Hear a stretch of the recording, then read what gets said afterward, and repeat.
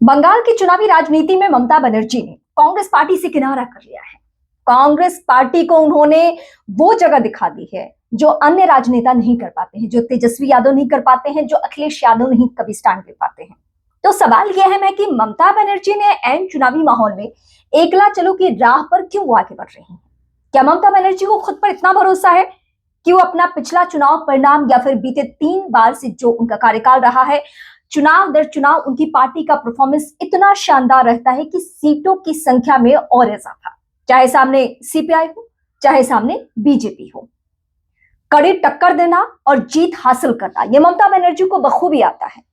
तो इस बार भी कांग्रेस पार्टी से किनारा क्यों किया ममता बनर्जी ने? वैसे बहुत हैरान और बहुत चौंकने वाली ये बात नहीं है। ममता बनर्जी अपनी राजनीति करने के तौर तरीके, अपने स्टाइल से बार बार दिखाती रही है कि उन्हें कांग्रेस पार्टी की जरूरत नहीं है। वो अपने आप में सक्षम है, वो अपने आप में काबिल है। वो चाहती हैं कि वो अकेले चुनाव लड़े, एकला चलो की राह पर आगे बढ़े। वो राहुल गांधी की कई बातों से इत्तेफाक भी नहीं रखती हैं और कांग्रेस पार्टी को गाहे बगाहे वो आंखें दिखाती भी रहती हैं। यह और बात है कि एक वक्त क्या ममता बनर्जी की सियासत की शुरुआत ही हुई है कांग्रेस पार्टी से। राजीव गांधी के वक्त में उन्होंने चुनावी राजनीति में दखल दिया और यूथ कांग्रेस की जिम्मेदारी संभालते संभालते वो बहुत आगे बढ़ी और बाद के दिनों में बीजेपी के साथ भी जाना और अपने दम पर तृणमूल कांग्रेस का गठन करना। ये ममता बनर्जी की राजनीति करने का वो स्टाइल है जिसे फिलहाल वो लोग भी कॉपी नहीं कर पाते हैं जो सबसे मजबूत होने का दावा करते हैं, जो सबसे ताकतवर होने का दावा करते हैं। तो अब मैं आपके सामने वो बातें रखने जा रही हूं कि आखिर ममता बनर्जी को कांग्रेस पार्टी की जरूरत क्यों नहीं है। मैंने पहले भी दोहराया, बहुत चौंकने की जरूरत नहीं है क्योंकि 2024 लोकसभा चुनाव के दौरान ममता बनर्जी ने यह रुख, ये स्टैंड दिखा दिया है। उन्हें मालूम है कि जो कांग्रेस पार्टी की छवि है और जो परसेप्शन है उससे ममता बनर्जी को फायदा नहीं पहुंचेगा। हो सकता है कि तृणमूल कांग्रेस की वजह से कांग्रेस पार्टी को फायदा पहुंच जाए। और हालिया चुनाव बिहार का याद कीजिए, वहां पे तेजस्वी यादव को लेकर सबने एक सुर में कहा कि अगर तेजस्वी यादव कांग्रेस पार्टी के साथ चुनाव नहीं लड़ते या इतनी सीटें नहीं देते तो शायद चुनाव परिणाम कुछ और होता। और कांग्रेस पार्टी की इंटरनल मीटिंग में यह तय हुआ कि अगर आप आरजेडी के साथ चुनाव नहीं लड़ते तो बात कुछ और होती, क्योंकि आरजेडी के पास एक जंगल राज का ऐसा परसेप्शन है जिसकी वजह से नुकसान पहुंचा। ये गुणागणित चुनावों के बाद दोनों ही खेमों की तरफ से बार बार करने की कोशिश की गई। लेकिन ममता बनर्जी लोकसभा चुनाव में भी स्टैंड ले चुकी है और यहां तक कि जो पार्टी के सबसे कद्दावर चेहरा है अधीर रंजन चौधरी, बंगाल से ताल्लुक है, उनके सामने अपने कैंडिडेट तक उतार दी। ममता बनर्जी वो राजनेता हैं, आप उनको पसंद करें या ना करें, लेकिन उनके एक तरीकों को आप जरूर पसंद करेंगे। चाहे वो बीजेपी को लेकर बहुत अग्रेसिव हो, बहुत हमलावर हो, या फिर कांग्रेस पार्टी को लेकर वो कुछ भी कहने से और कोई भी स्टैंड लेने से हिचकती नहीं। और फिलहाल पश्चिम बंगाल में चुनावी माहौल बना हुआ है और इस लिहाज से ममता बनर्जी हर दिन एक ना एक ऐसा स्टैंड ले रही है जिसको देखकर ये तो आप तय मानिए कि ममता बनर्जी पिछली बार की तुलना में ये चुनाव और भी ज्यादा अग्रेसिव तरीके से चुनाव लड़ने वाली है। एसआईआर के मुद्दे पर वो इतना ज्यादा हमलावर है। चाहे वो ईडी का एक्शन याद कर लीजिए आप, जब ईडी का एक्शन बंगाल में हुआ, पश्चिम बंगाल में हुआ, तो उसके बाद वो सीधे सड़कों पर इस तरीके से उतरी कि उन्हें किसी की जरूरत ही नहीं है। उन्हें इस बात से फर्क ही नहीं पड़ता था कि ईडी के एक्शन को लेकर कांग्रेस पार्टी, आरजेडी या फिर अखिलेश यादव की समाजवादी पार्टी, मायावती की बसपा क्या सोचते हैं। उन्हें यह मालूम था कि इस ईडी से और बीजेपी से मुझे अपने दम पर निपटना है और इस मामले को उठाना है। और वो पश्चिम बंगाल की सड़कों पर उस तरीके से अग्रेसिव होकर जिस अंदाज के लिए वो जानी जाती हैं, उस अंदाज में वो नजर आई। और फिर उस सवाल पे मैं लौटती हूं, कांग्रेस पार्टी से किनारा क्यों? क्योंकि ममता बनर्जी को बंगाल में कोई जरूरत महसूस नहीं होती है। बंगाल को लेकर वो इतने कॉन्फिडेंस में होती हैं कि चाहे वो लोकसभा चुनाव हो, पंचायत चुनाव हो, विधानसभा चुनाव हो, वो हर चुनाव को अपने दम पर जीत कर दिखाएंगे। और क्योंकि उनका बीते 15 सालों का ट्रैक रिकॉर्ड यही कहता है। अभी मौजूदा वक्त में आप देखें एक महिला के तौर पर तो इस लेवल का जुझारू नेता आपको नहीं मिलेगा।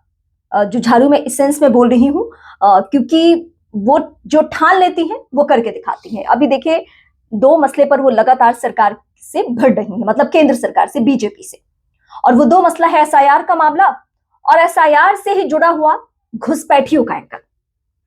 वो कहती है कि जिस तरीके से उर्दू बोलने वाला, हर उर्दू बोलने वाला पाकिस्तानी नहीं होता है, उसी तरीके से हर बंगाली बोलने वाला व्यक्ति बांग्लादेशी नहीं होता है।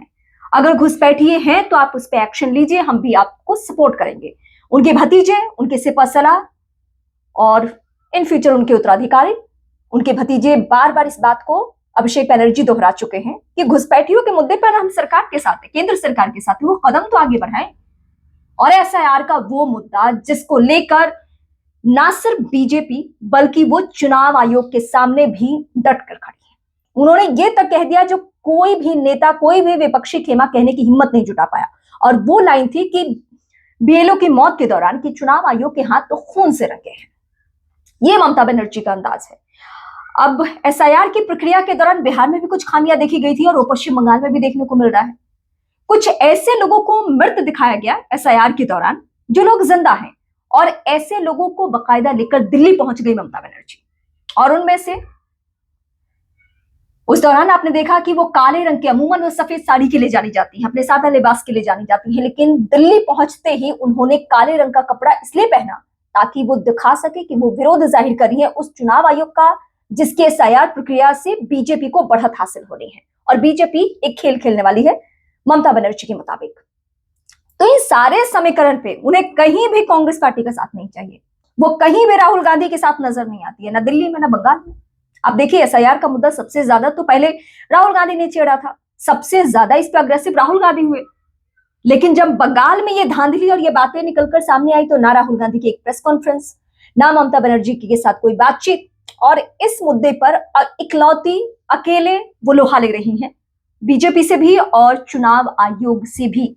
अभिषेक बनर्जी भी भिड़ चुके हैं चुनाव आयोग से। वो बकायदा मीटिंग के लिए गए प्रतिनिधि मंडल के साथ, और उन्होंने कहा कि उन्होंने जिस तरीके से मेरे से बात की वो स्वीकार्य नहीं है, तुम तड़ाम करके बातचीत करना, क्योंकि मैं एक चुना हुआ प्रतिनिधि हूं, मैं मनोनीत नहीं हूं। इस तरीके से उन्होंने जवाब दिया वहां पे। तो ममता बनर्जी हो या फिर उनके भतीजे, उनके राइट हैंड अभिषेक बनर्जी, इन सब ने ये मिलकर तय कर लिया है कि हमें कांग्रेस पार्टी की किसी भी सूरत में जरूरत नहीं है। लेकिन अब सवाल यूपी के लिए, क्योंकि बंगाल के बाद अगला जो चुनावी प्रदेश है वो है उत्तर प्रदेश। तो क्या वहां को लेकर अखिलेश यादव ये स्टैंड ले पाएंगे? क्या अखिलेश यादव, जो कि एक प्रयोग कर चुके हैं यूपी के 2 लड़के के तौर पर बीते चुनावों के दौरान, और वो बुरी तरीके से फ्लॉप साबित हुए हैं, तो लोकसभा चुनाव में जो उन्होंने पीडीए के जरिए प्रयोग किया था और उसके बाद उन्हें अच्छी सफलता, अच्छी बढ़त हासिल हुई, क्या उसके बाद वो कांग्रेस पार्टी के साथ चुनावी मैदान में 2027 में हो जाएंगे? ये सवाल मैं आपके जहन में छोड़ती हूँ। इसका कमेंट करके आप मुझे जवाब भी दीजिएगा, क्योंकि अगला वीडियो जो मैं आपके लिए लेकर आऊंगी वो यूपी के इसी चुनावी एंगल से कि क्या राहुल गांधी को दरकिनार करेंगे अखिलेश यादव भी, ये सवाल है हमें। और ममता बनर्जी ने क्यों कांग्रेस पार्टी से किनारा किया, ममता बनर्जी पश्चिम बंगाल की राजनीति में इस बार क्या करने जाने वाली है, आप इन सारी बातों को लेकर जो कुछ सोचते हैं, इन सारे सवालों का जवाब मुझे आपके जरिए भी चाहिए। कुछ हद तक मैंने आपको समझाने की कोशिश की कि ममता बनर्जी की राजनीति करने का तौर तरीका क्या रहा है, वो क्यों एकला चलो की राह पर आगे बढ़ती है। और इस बीच आप मेरे चैनल, यानी अगर आप इस वक्त फेसबुक पे हैं तो मुझे फॉलो कर सकते हैं, यूट्यूब पे हैं तो आप मुझे सब्सक्राइब जरूर कीजिए।